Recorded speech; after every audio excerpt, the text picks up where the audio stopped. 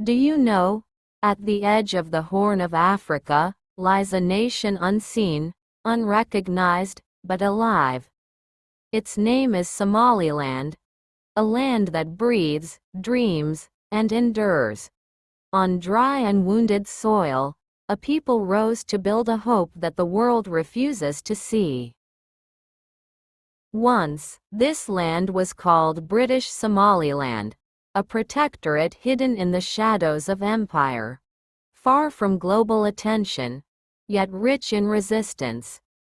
From these barren deserts came a legendary fighter, Syed Muhammad Abdullah Hassan, the Mad Mullah, to the British, but a holy warrior to his people.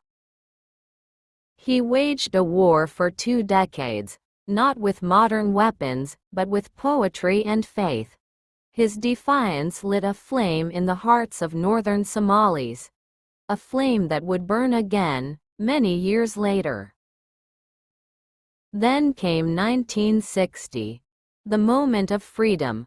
On June 26, British Somaliland declared independence. Flags rose. Anthems echoed. The world watched, briefly, because just 5 days later, Somaliland gave up its sovereignty to unite with Somalia. That union wasn't forced. It was born of a dream, the Greater Somalia. A dream to unite all Somali people across borders, from Ogaden to Djibouti. But dreams don't always survive reality. Colonial differences, legal systems, political traditions, all began to clash, and when dictator Siad Barre seized power, hope turned into oppression. The city of Hargeisa, Somaliland's heart, was bombed by its own government. More than 50,000 civilians died for wanting to be heard. In 1991, Somalia collapsed. Civil war tore the country apart. While the south burned, Somaliland took a different path. From the rubble, they stood alone. No recognition, no aid, but an iron will. On May 18, 1991, Somaliland declared its independence, not as a region, but as a sovereign state. They formed a new government, chose new leaders, and charted their own course.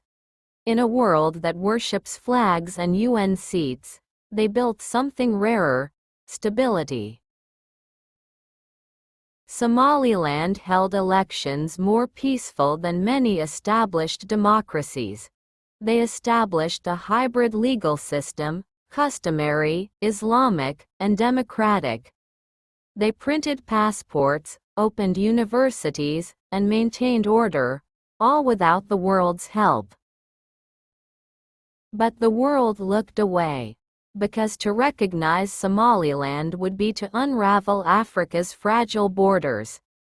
Nations feared a precedent, feared that others would follow. So they said, "We admire your peace, but we cannot acknowledge you." But how can the world speak of peace and reject the one place that built it from the ashes? It's ironic. Somalia is recognized in chaos. Somaliland is ignored in order.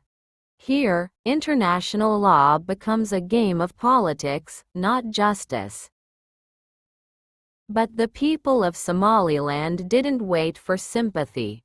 They kept moving forward, building roads with bare hands, educating children in dusty schools, planting crops in unforgiving earth. They know true independence is the freedom from dependency. In their eyes, recognition is not a gift. It's a right, paid for in blood, in destruction, in unshaken hope. They may not have a seat at the UN, but they have something louder: the voice of a people who refused to be broken. They are more than a forgotten nation. They are a lesson that countries aren't always born from ink and treaties.